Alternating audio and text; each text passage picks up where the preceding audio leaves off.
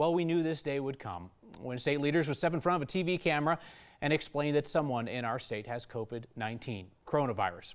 2 people, actually. We learned that today when Governor Polis and health leaders came before the cameras.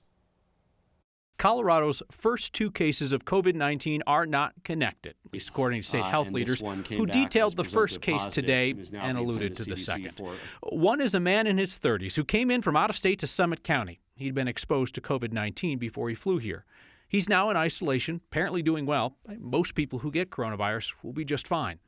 We're expecting information on the second case later tonight. The state's first announcement of COVID-19 cases was filled with some questionable claims. Colorado's taking an aggressive approach to testing, and we are testing cases that may be suspect and people that aren't yet hospitalized. It actually appears that the state is testing at about 12% of its capacity. A bit more than 100 people have been checked. It is only a matter of time until we see new cases, so now's the time to take some common sense precautions. And for that, 9 Health expert Dr. Payal Kohhli is here with me now.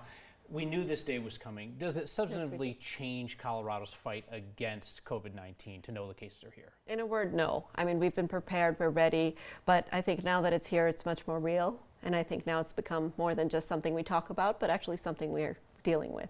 One thing that we want to make sure is that people have accurate information so that they can make good decisions before they ever encounter somebody with COVID-19, if they think they've been exposed themselves and so forth. And one question that we know people have is, when might I expose someone else if I've been exposed to it? Let's listen to something that Governor Polis had to say today. He was asymptomatic at the time. That means when he traveled at the airport, when he was on the airplane, he was asymptomatic, which means there is a low risk of transmission, non-contagious when you're asymptomatic generally, and that's according to the latest information from the CDC. Therefore, there's no reason at this time to believe that other travelers were exposed per current CDC guidance.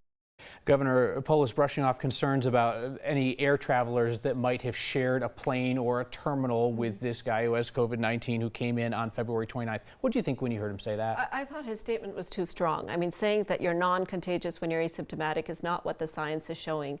Now, he's right in the sense that the majority of cases are most contagious when they're symptomatic, but you can still be spreading the virus when you're, have no symptoms or before you become symptomatic after infection. People have gotten the message about hand washing. Yes. Let's talk about beyond that. If people want to take smart steps to protect themselves, maybe they got somebody vulnerable in their family, what can they be doing beyond the hand washing? Yeah, I think this is going to change the way we live our lives, and we have to really acknowledge that fact. And before you make any big decision about where to travel, whether to go to a big sporting event, even whether to go out to eat, ask yourself 3 questions: who, why, and where. Who's going out? Is it a healthy person? Is it someone sick? Why are you going out? Is it absolutely necessary? Is it for recreation? Is it important to your life? And where are you going? Are you going to a big place where there's a lot of coronavirus cases? Are you going to Europe, or are you going to Japan or somewhere like that? And I think the combination of those 3 questions really helps you to make the decision about, is this the sensible thing to do? Because we need to own our health right now. The government is sending us a message, but we as Coloradans and as individuals need to interpret that message for ourselves. Preparation is not panic. Preparation is the opposite of panic. It is very calming. Dr. Payal Kohhli, thank you so much for your help. I appreciate it today.